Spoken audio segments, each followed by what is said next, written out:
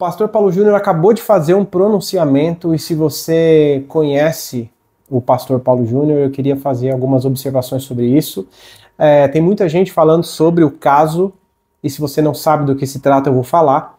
E tem muita gente que conhece o pastor Paulo Júnior e que acompanhou as suas pregações, acompanharam as suas mensagens.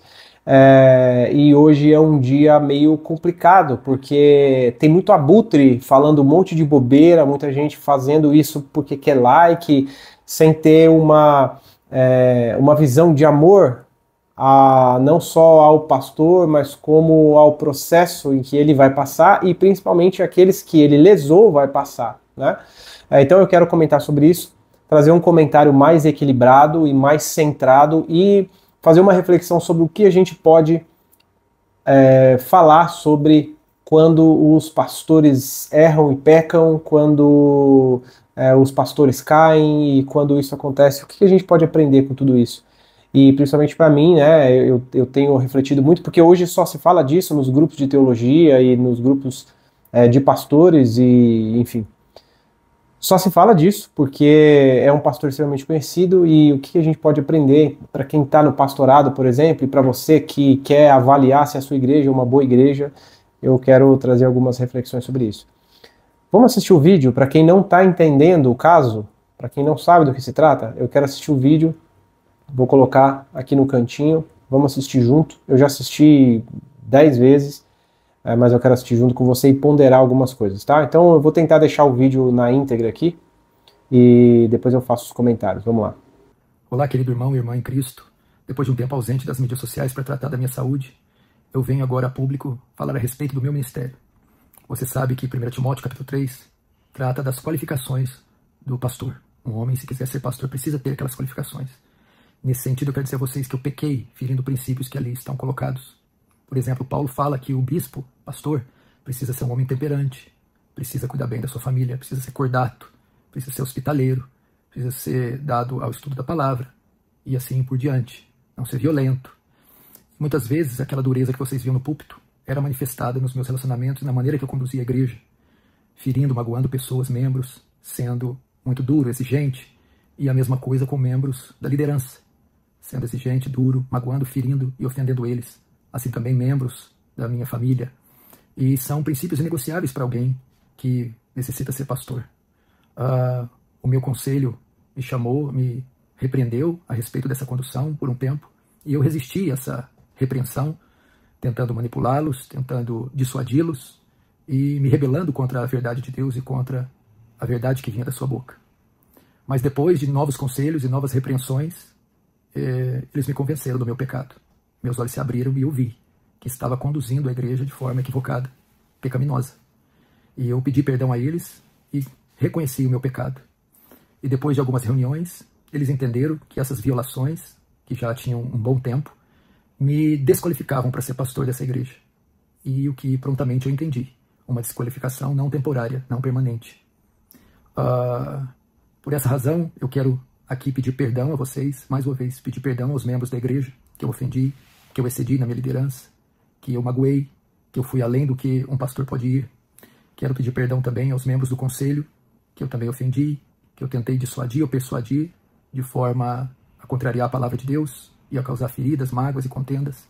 E quero pedir perdão também a todos os irmãos que me seguem e que têm algum respeito, apreço, amor pela minha vida. Eu entendo que um homem, para ser pastor, precisa ser irrepreensível, idôneo, precisa ter uma conduta ilibada. E nesse sentido eu falhei. E por essa razão estou sendo removido do ministério pastoral.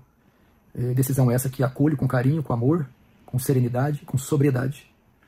Eu que denunciei tantas vezes o pecado, chegou a hora de denunciar o meu pecado. E reconhecer que eu falhei, que eu pequei. Nesse sentido eu também vou ingressar a minha vida com a minha família em uma outra igreja. Iniciar um processo, daqui a um tempo um processo de membresia. Porque eu preciso agora de ser acolhido, ser discipulado, ser pastoreado, para buscar a minha restauração, restauração da minha alma. E por um bom tempo eu não exercerei ministério nenhum. Não é tempo de pregar, não é tempo de estar nas mídias sociais, estarei afastado de qualquer compromisso com o ministério, seja de ensino, de pregação, seja de palavra, e também nas mídias sociais. Tratarei exclusivamente da minha família e da restauração da minha alma. Eu também iniciarei estudos em uma faculdade de teologia para aprimorar o meu conhecimento, solidificar o meu conhecimento bíblico, teológico, e depois de um bom tempo, sendo essa a vontade de Deus, voltar ao ministério. Por isso eu quero pedir as suas orações.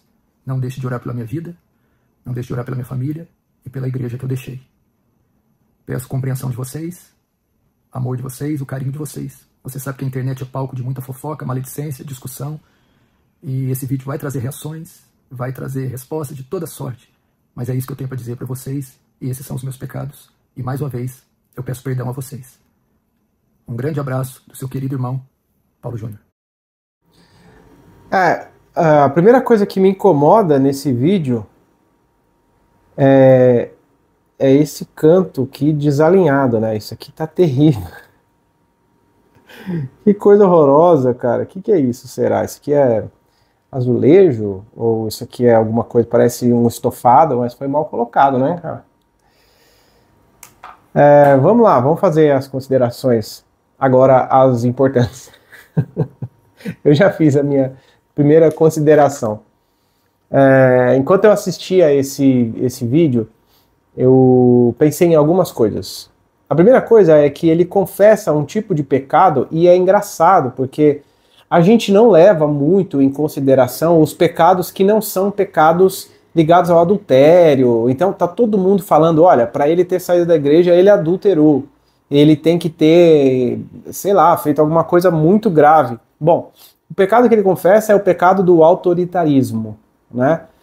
E eu vejo por que as pessoas, eu entendo por que as pessoas não conseguem considerar isso como pecado.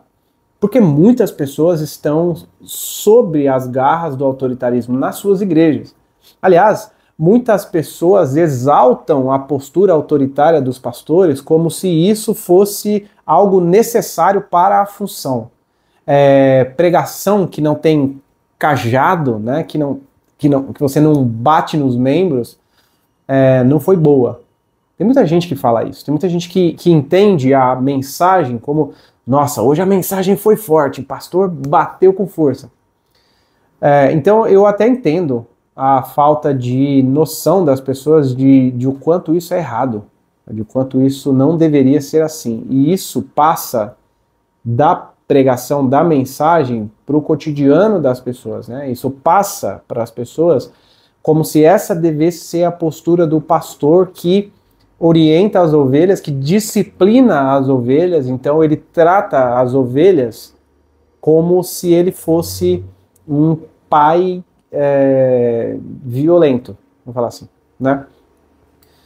E muitas pessoas aceitam isso, e muitas pessoas tratam isso como se essa fosse a postura ideal do pastor, e isso é um problema, tanto que ele mesmo reconhece e mostra biblicamente, e não sei, ele tem esses textos, mas tem outros, ele falou de Timóteo, mas tem outros textos em que mostra que essa postura não é o ideal, né? Que o pastor não deve agir dessa forma. A segunda coisa que eu acho importante ressaltar sobre essa história é a forma como a igreja blinda os membros. Uma boa igreja, de fato, blinda os membros de possíveis abusos de autoridade, não só de autoridades mal intencionadas, de fato, mas até de autoridades muitas vezes bem intencionadas, mas com comportamentos inadequados, como é o caso dele, certamente. Certamente ele não é mal intencionado. Certamente ele estava bem intencionado, mas com o coração endurecido, não aceitou a repreensão e a reclamação da igreja. Porque o que acontece? Uma igreja boa, uma igreja saudável, ela precisa criar mecanismos para evitar esse tipo de coisa, esse tipo de abuso de autoridade do pastor dentro da igreja. Não só do pastor, mas de outros membros. Então, os presbíteros da igreja não podem abusar dos membros no sentido de serem autoritários, os líderes da igreja, líder de ministério de jovens, líder de louvor. Essas pessoas não podem ter uma postura autoritária e uma postura de humilhação para com os membros da igreja. E essas reclamações dos membros precisam ser ouvidas pela igreja e analisadas e avaliadas e levadas a tomar, levar a igreja a tomar algum tipo de atitude em relação a esses líderes que têm essa postura. Porque muitas vezes você não é capaz de estar em todos os lugares ao mesmo tempo, então a liderança da igreja não consegue enxergar de maneira global a igreja, e isso faz com que esse tipo de postura seja aceita e tratada como normal. E não é. Então, assim, a segunda coisa que eu noto nessa situação é exatamente isso, é que a gente precisa conseguir avaliar as nossas igrejas, entendendo se as nossas igrejas são boas ou não, e analisando se elas têm mecanismos para proteger os membros de líderes assim, né? De líderes que não fazem as coisas do jeito que a palavra preconiza, né? Então, pessoas que pregam falsas doutrinas, pessoas que são autoritários e abusivos para com os membros, pessoas que têm relacionamentos esquisitos com os membros, pessoas que tratam os membros como se fossem inferiores, pessoas, entende? Esse tipo de comportamento precisa ser repreendido e precisa ser extirpado do meio da liderança da igreja. Se a sua igreja não tem um mecanismo para te proteger do seu pastor, você pode estar sofrendo abuso na igreja e nunca ter a quem recorrer e, de fato, demorar para entender que você, de fato, está sendo abusado. Então, eu vejo a postura dessa igreja como uma postura exemplar de alguém que tentou corrigir a postura do pastor diante das situações que foram expostas e, vendo que o pastor, de fato, não mudou seu comportamento, tirou o pastor da liderança da igreja e colocou ele em disciplina para que ele fosse tratado. Agora, terceira coisa é que isso me gera um temor terrível. Por quê? Porque isso mostra para nós que a gente precisa ter no trato com o próximo sempre em vista o amor de Cristo. E não só na relação de pastores com os membros, mas na relação dos membros com os próprios membros. Por quê? Porque nesse meio do caminho, muitas pessoas devem ter sido machucadas, muitas pessoas possivelmente saíram da igreja, muitas pessoas se sentiram ofendidas e tiveram a sua fé abalada porque uma pessoa, um líder que era tão admirado, me tratou de um jeito não cristão. Será que esse é o jeito cristão de tratar os problemas? Será que esse... Sabe? Então, quando as nossas referências, quando as pessoas que a gente considera que sejam referências tratam os membros desse jeito, a gente questiona, e as pessoas que são mais fracas ainda, que às vezes não são maduras na fé, podem ligar isso à fé, dizer que o cristianismo é assim, e isso é um problema. E eu estou no caminho, né, do pastorado, já atuo como teólogo, já tenho essa condição. E quando eu vejo esse tipo de coisa, a única coisa que eu consigo pensar é que eu preciso de um milagre na minha vida. E que o pastorado é uma prova do milagre de Deus. Por quê? Porque nós, seres humanos, falhos e pecadores, temos a tendência a fazer as coisas erradas, mesmo que pelas motivações certas. Então, ser um pastor bom, um pastor adequado para a igreja, um pastor que trata a noiva de Cristo como ela merece ser tratada, é um milagre. Né? Um pastor ele é um milagre. Um pastor que tem essas atribuições, ele é uma prova do milagre de Deus. Então, eu tenho orado exatamente para que Deus faça esse milagre em mim e faça esse milagre nos nossos pastores. Porque sem esse milagre, sem o Espírito Santo plenamente em nós, a gente não vai conseguir, porque a gente não tem essa capacidade.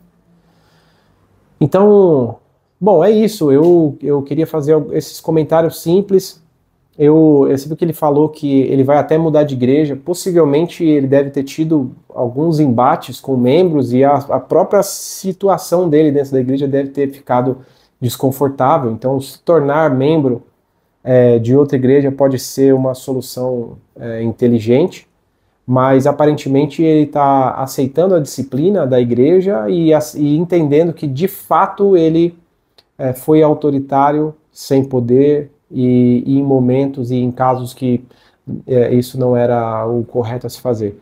Uma postura louvável, sim, mas é uma postura agora de entender que os membros que foram lesados por essa postura precisam de fato de cuidados, né? As vítimas precisam ser cuidadas.